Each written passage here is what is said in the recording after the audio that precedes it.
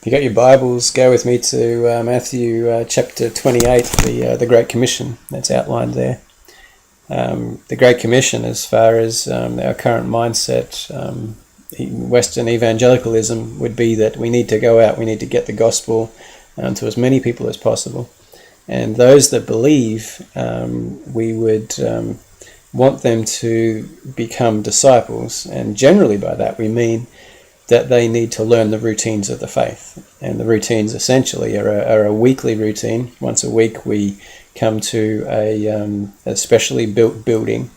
It's large, it's a single room, and we're greeted at the door by a greeter, and we walk down the aisle into our seat in the pew, and we can look up the front to a pulpit, and throughout the next hour or so we will have 3 to 5 songs, we will have some announcements, we will have a 20 to 40 minute sermon, we will have the bag that gets handed around that we must have our offering ready for. And then potentially after the service we'd have maybe a fellowship dinner or a coffee or something like that to finish off. We'd also need to do another routine is the daily quiet time. Another routine that sits alongside that is a weekly prayer meeting, Bible study, or some kind of discipleship piece that would be a weekly meeting that we'd want people to attend. And they essentially form the routines of discipleship. This passage, I think, is articulating something far, far different to that. Not wanting to tear down those traditions and those routines that I've talked about there, as postmodernism would just sort of throw them out and say we need to do something different.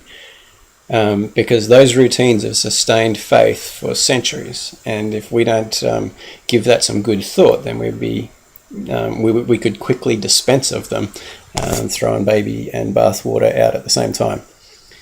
But here, in terms of the Great Commission, I think Jesus is saying something very different. All authorities on heaven and earth has been given to him. He wants us to go. He wants us to make disciples. He wants us to do that among all nations. He wants us to baptize people, and he wants us to teach them. And he is with us always to the very end of the age. Now, what's he saying? All right, make disciples is the core idea. How do we make disciples? We've got to baptize them. We've got to teach them. All right, baptism you do it and it's done. Teaching, well, that's a consistent process that's going to take for the rest of our lives. The life of the disciple. And what are we to teach them? We're to teach them some translations say obey, some translations say observe.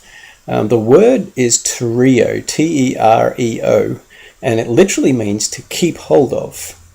So another context, Paul and Silas are thrown in prison in Philippi, and the jailer is instructed to keep them, again tereo, keep them securely. And so, same word. Now, what we have here is not obedience only. It's not observing only. It's not learning only. It's everything that is needed to hold on to everything that Christ has commanded. And so this is pretty comprehensive. How are we going to hold on to it? Not only now, in terms of ourselves, but also for our families, for our churches, and that into future generations. How are we going to literally keep hold of everything that Christ has commanded? Again, Western evangelicalism would say that discipleship is an individual kind of affair, and each disciple is like a silo, and you pour into them everything that Christ has commanded. That's not the intent here. The intent here is a plural idea, teaching them to obey. You say, well, who's them? Them is all nations. Disciples across all nations. Now, if we look at the way that the first century apostles worked this passage out, they went out, they preached the gospel, they planted churches, and they networked the churches together so that one church was assisting another church, that teams of people from churches were assisting other teams and were assisting churches, strengthening, stabilizing, and expanding the gospel as they went. And so this is a global vision that Jesus has, that churches globally would be all baptized, and would be taught to keep everything that Christ commanded. Not only in the 21st century, but also if we get to a 22nd century and a 23rd century, into the future, generations to come, that they would be maintaining that consistent process.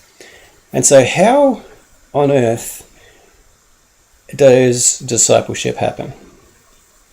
Well, even from this passage, if we work our way simply to how the apostles understood what Jesus was saying, right, they planted churches, and those churches had to be constantly strengthened by letters, by visits, by whatever it was that, by the key ways that the apostles used. But Ephesians 3 says that we need to together be in dialogue, grasping God's plan for the world, grasping God's plan for the universe, grasping the width and breadth, the height and depth of Christ's love.